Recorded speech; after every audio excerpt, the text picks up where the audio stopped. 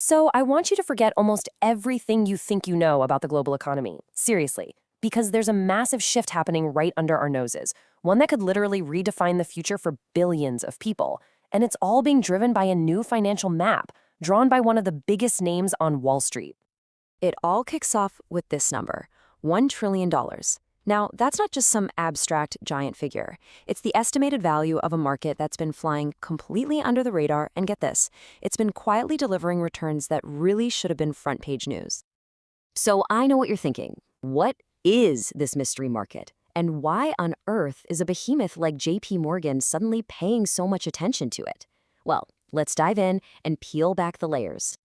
The answer? Frontier markets. Now, these aren't the big, established, emerging markets you hear about all the time, like China or Brazil. Nope, these are the next wave economies, the underdogs of global finance. And their story, well, it's pretty surprising. And here's the proof that these underdogs have some serious bite. For nearly a decade, investing in their local debt has actually been more profitable than investing in the big mainstream emerging markets. We're talking by a margin of almost 2.5 percentage points. They've been consistently outperforming the heavy favorites. And this isn't just about spreadsheets and stock tickers. Let's talk about the human scale of this opportunity. These economies are home to a fifth of the entire world's population. That is a massive, massive engine for future growth. In fact, their populations are set to grow by another 800 million people in just the next 25 years. But here's the kicker. Look at this contrast. Even though they have 20% of the world's people, they currently attract just 3.1% of global capital. That huge gap, that disconnect between people and investment, that is the trillion-dollar opportunity that JPMorgan is now looking to tap into. Okay, so how exactly are they planning to do it? Well, by creating a brand new tool, a new guide for investors. Let's break down what this new index is and why it is such a huge deal. The easiest way to think about a bond index is to imagine it's like a hugely influential playlist on Spotify or Apple Music. The songs that make it onto that playlist get billions of streams, right? Well, it's the same idea here. The countries and their government IOUs, their bonds, that get included in a major JPMorgan index get access to billions and billions of dollars in investment from huge funds that are pretty much required to follow it. Now, here's the key innovation, the thing that makes this a real game changer. For decades, these countries had to borrow money in US dollars. Now, just imagine taking out a loan, and then suddenly the value of your own money plummets. Your debt just exploded overnight through no fault of your own. This new index flips that whole script on its head by focusing on what's called local currency debt. It lets these nations borrow in their own money, creating this vital safety net against currency shocks. It is a massive step for their economic stability. You might be sitting there wondering, okay, but why is this all happening right now? Well, it's definitely not a coincidence. It's actually the result of a perfect storm of global financial trends all coming together at once. It really is a perfect storm. First, you've got investors who are just desperate for better returns, and they're not finding them in the usual places. Second, a weaker US dollar makes investing in other currencies way more attractive.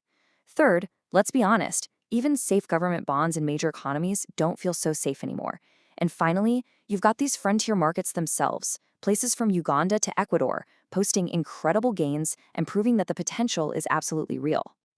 And make no mistake, this isn't just a story for traders on Wall Street. The creation of this index is set to have a powerful ripple effect across the entire globe, and it's going to impact millions and millions of lives. As one expert, Rob Dreikoningen, puts it, the potential of these countries has been systematically underpriced. In other words, Wall Street has been getting it wrong for years. This index is a huge signal that the smart money is finally catching up to reality. So what happens is this creates an incredible positive feedback loop. It's a chain reaction. First, the index launches, and it acts like a giant magnet for new investment. Then all this capital flows in, which helps their local financial markets grow and mature. And that, in turn, gives their governments a much more stable foundation, helping to prevent the kind of devastating debt crises we've seen so many times in the past. Of course, building a whole new map for a trillion-dollar market isn't exactly simple. There are rules that have to be written, risks to consider, and a pretty clear timeline for how this is all going to roll out. So, what are the rules of this new game? Well, the index is going to feature a curated group of about 20 to 25 countries. You can expect big players like Egypt, Vietnam, and Nigeria to lead the pack. But, and this is crucial, to prevent any single country from totally dominating, there's a cap.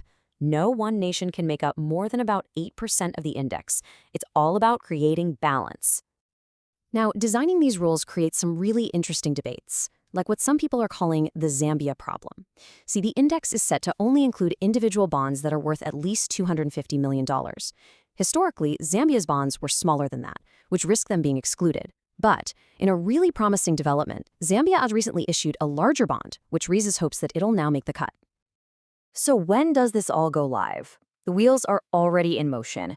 Advanced talks with investors were happening in late 2025. We're expecting to see the final structure announced for everyone to comment on in mid-2026, with a full formal launch of the index planned for 2027.